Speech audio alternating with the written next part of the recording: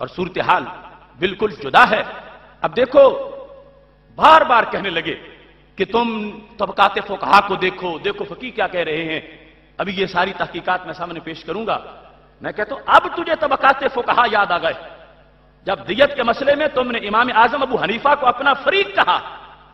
اس وقت یہ طبقات فقہا کیوں نہیں یاد آئے؟ جب کہا کہ وہ بھی ایک رجل ہیں، میں بھی رجل ہوں، اس وقت تو امام اعظم ابو حنیفہ رحمہ اللہ تعالی کو بالکل اپنے مقابل میں رکھ لیا کہ اگر وہ کرے ایک قول ان کا ایک میرا بھی ہے، مجھے ان کے برابر سمجھا جائے۔ آج نیچے آ کر پھر ابن عابدین تک کیمپ لگا لیا ہے کہ جو یہ کہیں یہ مانو، اوپر آیت ڈائریکٹ نہ سمجھو، ان کے ذریعے سے سمجھو۔ تو ہم نے اس وقت کہا تھا عافیت اس میں ہے کہ ائمہ کا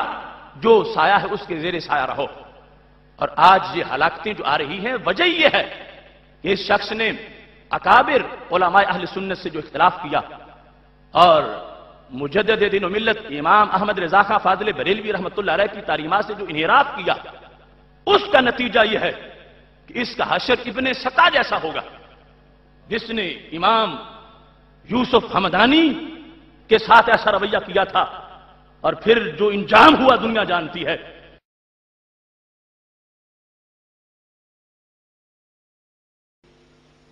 اعوذ باللہ من الشیطان الرجیم۔ پناہ مانگتا ہوں میں اللہ کی شیطان مردود سے۔ سب سے پہلے تو میں ڈاکٹر طاہر القادری کے بارے میں بتانا چاہتا ہوں کہ یہ شخص ابتداء میں صحیح العقیدہ سنی اور فقہی مسائل کے اندر حنفیت کے اوپر یہ شخص قائم تھا،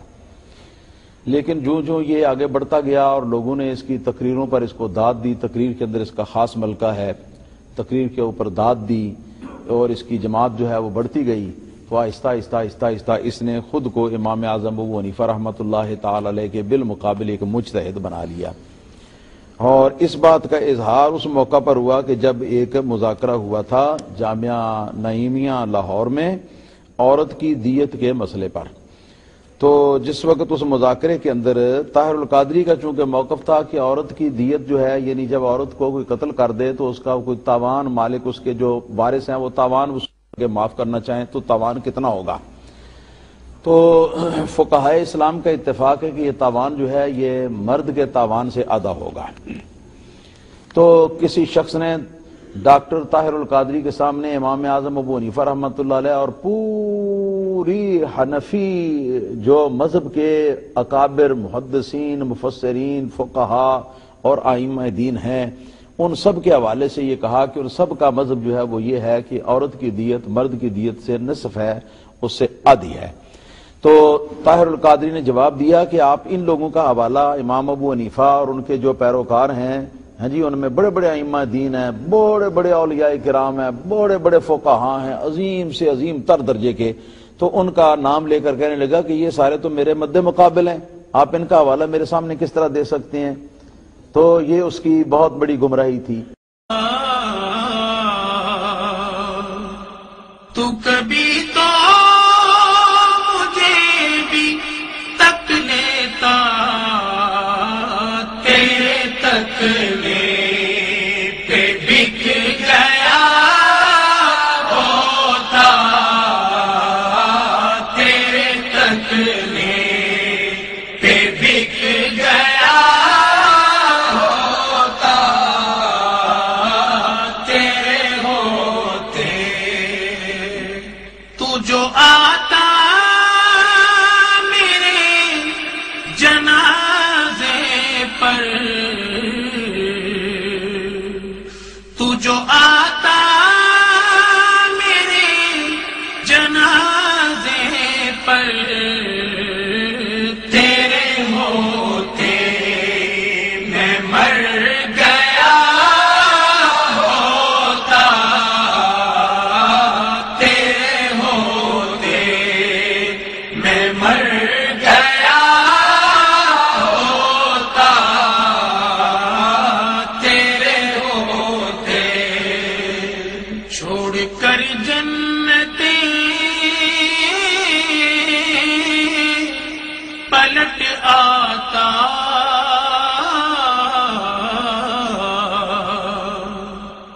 چھوڑ کر جنتیں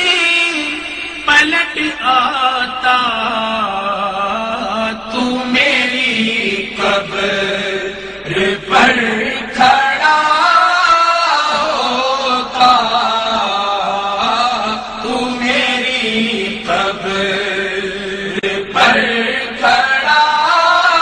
ہوتا، تیرے ہوتے ہوتا طاہر طاہر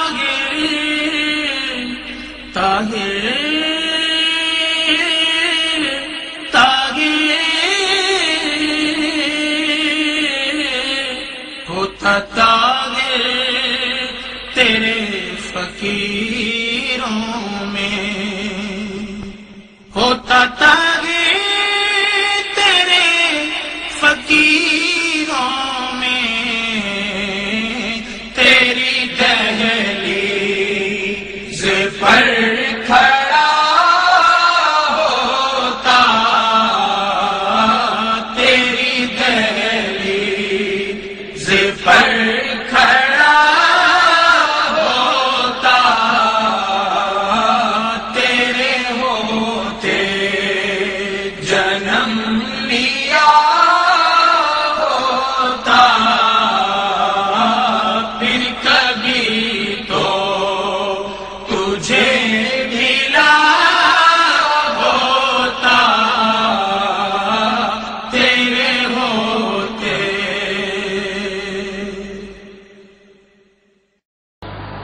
یہ بات واضح طور پر عرض کر رہا ہوں کہ الحمدللہ تعالی اس مسئلے پر غور و خوض کے نتیجے میں جو دو آراء اور نقطہ نظر آپ کے سامنے آئے ہیں، ان میں سے کسی موقف کا حامی بھی نہ صرف امام اعظم ابو حنیفہ رحمۃ اللہ تعالی علیہ بلکہ ائمہ اربعہ، صحابہ کرام، تابعین کرام، مشائخ علماء اور فقہاء کرام اور اسلاف امت کا منکر ہے، نہ کسی کی تعظیم و تکریم کا مخالف ہے، بلکہ اگر مجھے کھل کر یہ بات کہنی پڑے تو میں اس میں کوئی تأمل محسوس نہیں کرتا کہ ہم سب جتنے بھی یہاں موجود ہیں سارے، اور میں اپنی نسبت بھی اسی طرح بشمول دیگر بزرگوں کی عرض کر رہا ہوں کہ ہم سیدنا امام اعظم ابو حنیفہ رحمۃ اللہ علیہ کے مقلد، ان کے ادنا غلام، ان کے معمولی سے خادم اور ان کے خرمن علم و فیضان کے ادنا سے کوشہ چین ہے۔ امام اعظم ابو حنیفہ رحمۃ اللہ علیہ کے قدموں کی دھول بھی اگر ہمیں آنکھ کا سرما بنانے کو مل جائے تو ہماری دنیا اور آخرت کی سعادت کسی بھی ہے۔ اور یہ بھی عرض کرتا ہوں کہ اگر ہم میں سے کوئی شخص یہ گمان کرتا ہے یا کبھی بھی کرے کہ وہ کسی دینی مسئلے پر سوچتے ہوئے امام اعظم ابو حنیفہ رحمۃ اللہ علیہ، امام مالک، امام شافعی اور امام احمد بن حنبل رحمہ اللہ تعالی میں سے کسی کا معاذ اللہ استغفر اللہ ہم اللہ ہو گیا یا ان کا مقابل ہو گیا، یا کوئی یہ گمان کرے کہ وہ علمی اعتبار سے ان میں سے کسی کو چیلنج کر سکتا ہے، تو اس سے بڑھ کر دنیا اور آخرت میں کوئی بدبخت اور گمراہ شخص نہیں ہوگا۔ امت مسلمہ پر یہ انہی ائمہ کا بہت بڑا احسان ہے کہ نبی پاک صلی اللہ تعالی علیہ وسلم کا دین ان کی وساطت سے نسل بعد نسل ہم تک پہنچا، اور اگر ہم میں سے کوئی بھی ان کے احسان کا انکار کرنا چاہے تو اس سے بڑھ کر احسان فراموش اور حضور کی امت کا مبغوض اور محروم شخص اور کوئی نہیں۔